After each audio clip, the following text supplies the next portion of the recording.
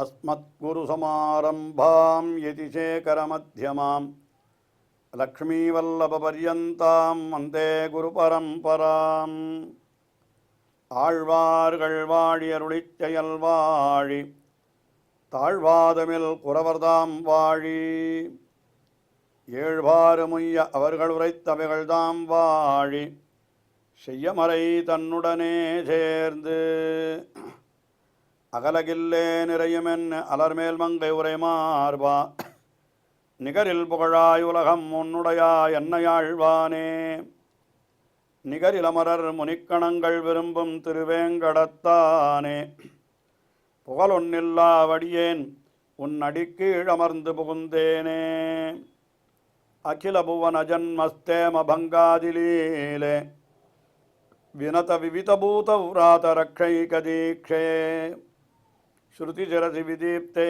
பிரம்மணி ஸ்ரீனிவாசே பவது மம பரஸ்மின் ஷேமுழி பக்திரூபா श्रीमान् वेंकटनाथार्य कवितार्किककेसरी वेदान्ताचार्यवर्यो मे सन्निधत्तां सदा हृदि மிக உயர்ந்த கோட்பாடான சரணாகதி என்கின்ற தத்துவம் அதுதான் ஞாசம் என்றும் வழங்கப்பெறுகின்றது. அதை குறித்து பல பல ஸ்தோத்திரங்களை அருளி செய்துள்ளார் வேதாந்த தேசிகன். அதிலே முக்கியமாக ஞாச விம்சதி என்று ஒரு ஸ்தோத்திரம், அதாவது இது 20 ஸ்லோகங்களை கொண்டபடியானாலே இதற்கு விம்சதி என்றால் 20, ஞாசத்தை பற்றிய 20 ஸ்லோகங்கள் என்கிறபடியினாலே இதற்கு ஞாச விம்சதி என்ற பெயர் இதற்கு ஏற்பட்டிருக்கிறது. அப்படிப்பட்ட இந்த ஸ்தோத்திரத்திலே அந்த சரணாகதி நெறியினுடைய பல பல தத்துவங்கள் அதையெல்லாம் மிக விளக்கமாக தெரிவிக்கிறார். இது மிகவும் கடினமான ஒரு ஸ்தோத்திரம் என்று சொல்ல வேண்டும். கடினமான என்றால் நமக்கு புரிந்து கொள்வதற்கு சற்று கடினமான விஷயங்கள் இதிலே அமைந்திருக்கின்றன. ஏனென்றால் நாமெல்லாம் சற்று குறைவான அறிவுள்ளவர்களாகினாலே நமக்கு அறிவதற்கு கடினமாக இருக்கிறது என்று அந்த அர்த்தத்திலே சொல்லுகிறேன். அப்படிப்பட்ட ஸ்தோத்திரம் இது. அதனால்தான் இந்த ஸ்தோத்திரத்திற்கு வேதாந்த தேசிகன் அவரே ஒரு வியாக்கியானமும் சம்ஸ்கிருதத்திலேயே அருளி செய்திருக்கிறார். அப்படின்னா இந்த ஸ்தோத்திரத்தினுடைய முக்கியத்துவத்தை நாம் தெரிந்து கொள்ளலாம். இதில் இருக்கிற விஷயங்களிலே எந்த விதமான கருத்து வேறுபாடும் கூடாது என்பதனாலே அவரே ஒரு வியாக்கியானத்தையும் அருளி செய்திருக்கிறார். அப்படிப்பட்ட உயர்ந்த ஸ்தோத்திரம் இது. அதிலே முதல் 2 ஸ்லோகங்களிலே ஆச்சாரியனை பற்றி தெரிவித்தார். 3வது ஸ்லோகத்திலே சிஷ்ய லட்சணத்தை தெரிவித்தார். இப்பொழுது 4வது ஸ்லோகத்தை அனுபவிக்கிறோம். இந்த 4வது ஸ்லோகத்திலே என்ன தெரிவிக்கிறார் என்றால், அப்படி உயர்ந்த ஆச்சாரியன், அதாவது முதல் ஸ்லோகத்திலே சொல்லப்பட்டபடி ஆச்சாரிய லட்சணத்தை உடைய ஆச்சாரியன் 3வது ஸ்லோகத்திலே சொல்லப்பட்டபடி சிஷ்ய லட்சணத்தை உடைய சிஷ்யனுக்கு உபதேசிக்கிறான். என்னால் எப்படி என்ன உபதேசிக்கிறான், அவன் எதை உபதேசிக்க வேண்டும், அவன் உபதேசிப்பது இன்ன விஷயத்தை என்பதாக இந்த ஸ்லோகத்திலே 4வது ஸ்லோகத்திலே மிகவும் அழகாக காட்டுகிறார்.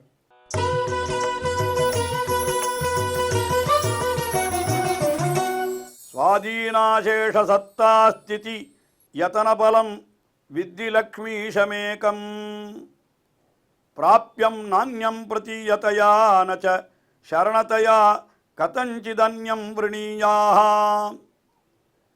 एतस्मादेव पुंसां भयमितरदपि प्रेक्ष्यमोज्जीस्तदाज्ञाम् इत्येकान्तोपदेशः प्रथममिह गुरोः ஏகசித்தேன தார்யா. இந்த 4வது ஸ்லோகத்திலே என்ன தெரிவிக்கிறார்?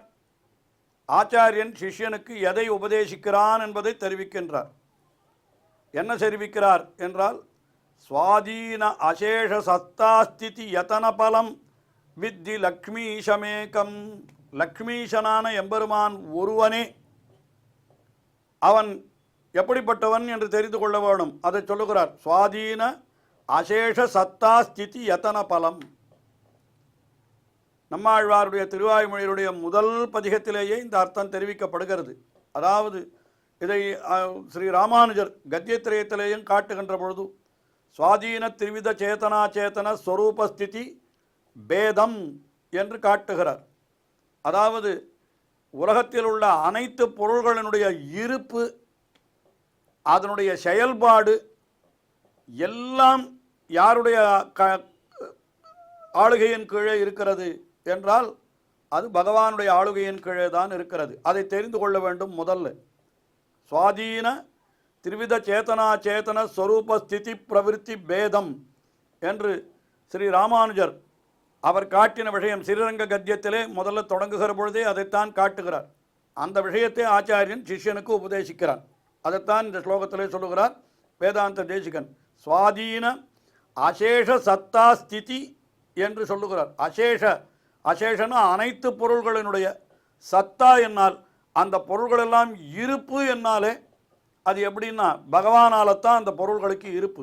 பகவான் இல்லை என்றால் அந்த பொருள்களுக்கு இருப்பே கிடையாது. ஒரு உதாரணம் சொல்ல வேண்டுமானால் அதற்குத்தான் உடல்மிசை உயிரென கரந்தெங்கும் பரந்துடன் என்று ஆழ்வாரும் கூட ஒரு அந்தராத்மத்தைக்கு உதாரணமாக ஒன்றை சொல்லுகிறார். அப்படி சொல்லுகிற பொழுது பாருங்கள், இப்போ இந்த உடலுக்குள்ளே ஆத்மா என்று ஒன்று இருக்கிறது. இந்த ஆத்மா தான் இந்த உடலை தாங்குகிறது. அந்த ஆத்மா இந்த உடலை விட்டு வெளியிலே போய்விட்டால் அடுத்த கணம் இந்த உடல் என்ன ஆகி விடுகிறது? அது சத்தையை இழந்து விடுகிறது இல்லையா? உண்மையிலே பார்த்தால் 60 வருடம் 70 வருடம் 80 வருடம் 90 100 வருடம் ஒருத்தர் இருக்கிறார் என்றே வைத்துக்கொள்வோம். 100 வருடம் இந்த உடல் தாங்குகிறது. ஆனால் இந்த ஆத்மா வெளியில் போய்விட்டால் 100 நாள் இல்லை, 100 மணி காலமே தாங்காது இந்த உடல். அதற்கு பிறகு இந்த உடல் அழியத் தொடங்குகிறது.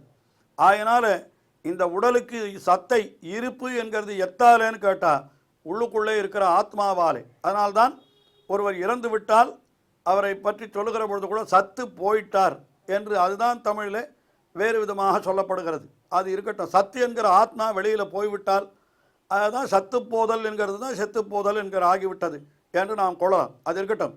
இப்பொழுது இங்கே சொல்லப்படுகிற விஷயம் என்னவென்றால் எல்லா வஸ்துக்களுக்கும் இதை மாதிரி சத்தை இருப்பை உண்டாக்குகிறவன் ஆறுனால் பகவான் தான்.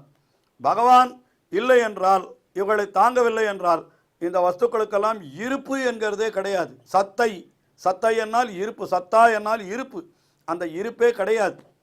அதற்கு பிறகு சத்தை, அதுக்கப்புறம் அதனுடைய தன்மை, அதுக்கப்புறம் ஸ்திதி என்னால் அது நிலையிருப்புன்னு சொல்லுவார். அதுக்கு வாழறதும் கூட எத்தாலேன்னு கேட்டால் பகவானாலே தான் என்று அதை சொன்னார். அதற்கு அடுத்தபடியாக யத்தன பலம் என்று, யத்தனம் என்னால் இது தொடர்ந்து, அதாவது சொரூபம், அந்த வஸ்துக்களினுடைய தன்மை, அந்த வஸ்துக்கள் தொடர்ந்து நிற்றல், அந்த வஸ்துக்கள் செய்யக்கூடிய முயற்சி, அதாவது பிரவிற்த்தி நிவிற்த்தின்னு சொல்லுவார். அந்த மாதிரியான செயல்பாடுகள், அந்த செயல்பாடுகளினால் உண்டாகிற பலம், அதுவும் யாருக்குன்னு கேட்டால் எல்லாம் லக்ஷ்மி ஈசமேகம். இந்த ஜீவாத்மாக்கள் செய்கிற செயல்களுடைய பலமும் கூட ஜீவாத்மாக்களுக்கு அல்ல, எம்பெருமானுக்குத்தான் என்று அதை சொல்லுகிறார் முதல்ல. இது எல்லாம் எம்பெருமான் தான் என்று தெரிந்து கொள் என்று ஆச்சாரியன் சிஷ்யனுக்கு உபதேசிக்க வேண்டும். சுவாதீன அசேஷ சத்தாஸ்திதி யத்தன பலம், இது அத்தனையும் லக்ஷ்மி ஈசமேகம் வித்தி. லக்ஷ்மிக்கு ஈசனான பகவான் அவன் ஒருத்தன் தான் என்பதை நன்றாக நீ தெரிந்து கொள் என்று முதல்ல சொல்லணும். அடுத்தது பிராப்யம் நான்யம் பிரதீயதையா நச்ச சரணதையா கதஞ்சித் அந்யம் விருணீயாக. அடையப்படுபவனாக பகவானை தவிர வேறொருவனை நினைக்கக்கூடாது. வேறொருவனை அடைய வேண்டிய பலனாக நாம் பிராப்யம் என்னால் அடைய வேண்டிய பலன். நாம் என்ன பலத்தை அடைய வேண்டும் என்னால் அவரவர்கள் ஏதோ ஐஸ்வர்யம் கைவல்யம் எனக்கு அது வேண்டும் இது வேண்டும் என்கிறார்களே, இதெல்லாம் தவறு. ஆச்சாரியன் நன்னா தெளிவாக சொல்லணும். நீ அடைய வேண்டிய பலன் எது என்னால் பகவான் ஒருத்தன் தான், அவனைத்தான் நீ அடைய வேண்டும். பிராப்யம் என்று நீ அந்யம் ந பிரதீயாக, மற்றொன்றை நீ கருதாதிரி. எம்பெருமானை தவிர வேறொன்றை பிராப்பியமாக அடையப்படுகிற பலனாக நினையாமல் இரு என்று சொன்னார். அதற்கு மேலே அந்யம் ந கஞ்சித் சரணத்தையா என்ன நச்ச விருணீயாக, வேறொருவனை உபாயமாகவும் பற்றக்கூடாது. என்னால் எம்பெருமானே உபாயம் என்ற அர்த்தம். எம்பெருமானே உபாயம், எம்பெருமானே உபேயம். அதாவது எம்பெருமானே சாதனம், அந்த சாதனத்தால் அடையக்கூடிய பலனும் எம்பெருமானே. எப்படி ஒன்று ரெண்டும் ஒன்றாக எப்படி இருக்க முடியும்? சாதாரணமாக உலகத்திலே சாதனம் வேறு பலம் வேறாகத்தானே இருக்கிறது என்று சந்தேகம் எழும். இங்கே அப்படி அல்ல. பகவானை அடைதல், அதை அடைவதற்கு எது வழின்னு கேட்டால் பகவானுடைய அருள்தான். அவனுடைய அருளாலே தான் அவனை அடைய முடியும். ஆகினாலே நன்றாக ஸ்பஷ்டமாகவே தெரிவிக்கிறார். சரணத்தையா நச்ச விரணீயா, சரணத்தையா அந்யஹ ந விரணீயா. என்னால் என்ன அர்த்தம்? வேறொருவனை நாம் உபாயமாக நினைக்கவே கூடாது. பகவானையே உபாயமாக கொண்டு அந்த பகவானையே அடைதல், அதுதான் முக்கியமான கருத்து என்று இத்தையும் அவன் ஆச்சாரியன் சிஷ்யனுக்கு தெரிவிக்க வேண்டும். அதற்கு மேலே பும்சாம் பயம், இந்த உலகத்திலே உலக வாழ்க்கையாகிற ஒரு பெரிய பயம் ஏற்படுகிறது, அதுவும் கூட பகவானாலே தான் ஏற்படுகிறது என்று ஒரு விதத்திலே சொல்லுகிறார். அது நாம் செய்த கர்மபலன் காரணமாக ஏற்படுகிறது என்று சொன்னாலும் அந்த கர்மபலன் அதனாலே எம்பெருமானுக்கு ஏற்படுகிற சீற்றம்தான் நம்மை கொண்டு வந்து இந்த சம்சாரத்திலே தள்ளுகிறது. ஆகையினாலே அந்த நமக்கு தருதுயரம் என்று ஆழ்வார் அருளி செய்திருக்கிறார் என்று அந்த இடத்துல மிக விளக்கமாகவே காட்டியிருக்கிறார்கள். ஆகையினால இந்த உலகத்திலே நமக்கு பயமும் பயமின்மையும் யாரால ஏற்படுகிறது? ஏதஸ்மாதேவா, பகவானிடத்திலிருந்து தான் உண்டாகிறது. இந்த பயத்தை போக்குபவனார் அவன்தான் நம்மை இந்த சம்சாரத்திலிருந்து கரையேற்றி நம்மை மோட்சத்துக்கு அழைத்து செல்கிறான். இந்த சம்சாரத்திலே நம்மை தள்ளினவனும் அவன்தான் என்னால்னா நாம் செய்த கர்ம பலன்களுக்கு தகுதியாகத்தான் நம்ம தள்ளி இருக்கிறான். இருந்தாலும் தள்ளுகிறவன் அவன்தானே என்கிற அந்த கருத்திலே சொல்லுகிறார் என்று சொல்லலாம். சாஸ்திரநாமத்திலே கூட சொல்லுகிற பொழுது பயகருத்து பயநாசனகா என்று அவனுக்கு பயத்தை உண்டாக்குபவனும் அவனே, அந்த பயத்தை போக்குபவனும் அவனே என்றெல்லாம் அந்த திருநாமங்கள் சொல்லப்படுகின்றன. அதனால் அதையும் தெரிவிக்க வேண்டும். என்ன சொல்கிறார்? பும்சாம் பயம் இதரதபி ஏதஸ்மாதேவா என்று இத்தையெல்லாம் சொல்லுகிறார். அப்புறம் கடைசியில் என்ன பண்ண வேண்டும்? இவன் என்னால் பும்சாம் பயம் பிரேக்ஷம் உஜ்ஜீஹி ததாஜ்ஞாம், அதுக்கு மேலே இவன் என்ன பண்ண வேண்டும்னா பிரேக்ஷிய நன்றாக உணர்ந்து ததாஜ்ஞாம் மா உஜ்ஜீஹி என்று சொல்லுகிறார். அதான் மோஜ்ஜீஹி என்று சொன்னால் என்ன அர்த்தம்? மோஜ்ஜி மா உஜ்ஜீஹி, நன்றாக ஆராய்ந்து பார்த்து பகவான் சாஸ்திரங்களிலே இட்ட கட்டளை, ஏன்னா சாஸ்திரங்கள் எல்லாம் அவனுடைய கட்டளை, அவனே சொல்லியிருக்கிறான். ஸ்ருதி ஸ்மிருதின் மமை வாக்ஞா, ஸ்ருதியிலே சொல்லப்பட்டது, வேதங்களிலே சொல்லப்பட்டது, அதே போல ஸ்மிருதி தர்மசாஸ்திரங்களிலே சொல்லப்பட்டது எல்லாம் என்னுடைய கட்டளைகள். அந்த கட்டளைகளை யாரும் மீறவே கூடாது என்று நன்றாக கடுமையாகவே சொல்லியிருக்கிறான். ஆகினால மா உஜ்ஜீஹி ததாஜ்ஞாம், அவனுடைய கட்டளைகளை மீறாமல் சாஸ்திரத்திலே சொல்லப்பட்டபடிதான் நீ நடந்து கொள்ள வேண்டும் என்று இத்தையும் ஆச்சாரியன் சிஷ்யனுக்கு உபதேசிக்க வேண்டும் என்று சொல்றார். இது இது இது இதி என்று குரோஹோ ஏகாந்த உபதேசா, குருவானவன் சிஷ்யனுக்கு ஏகாந்தத்திலே உபதேசிக்கிறான். இது என்ன பண்ணணும் என்னால் இது உபதேசா செய்யும் உபதேசம். இது பிரதமம் இக ஏகச்சித்தே தாரியா, முதலில் இந்த சம்சாரத்தில் இருக்கிற இந்த ஜீவாத்மா அந்த சிஷ்யனாக இருக்கிறவன் அதன் நெஞ்சிலே தரித்து கொள்ள வேண்டும்.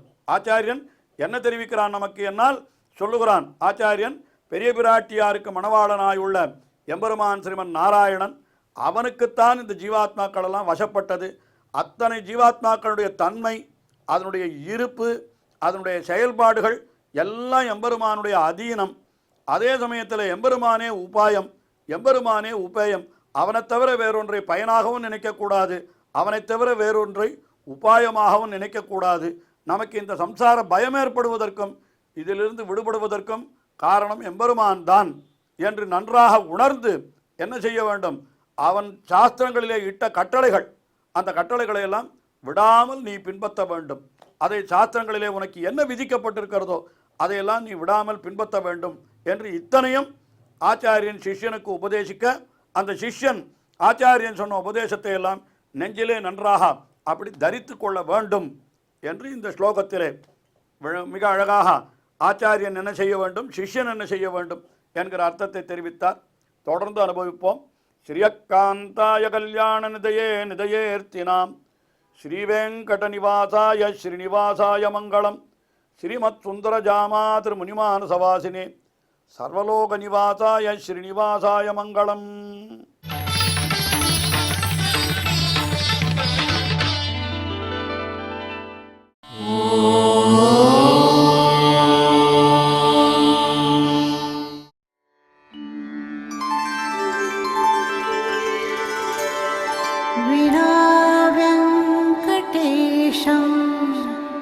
ननाथो ननाथः सदा वेङ्कटेशं स्मरामि स्मरामि।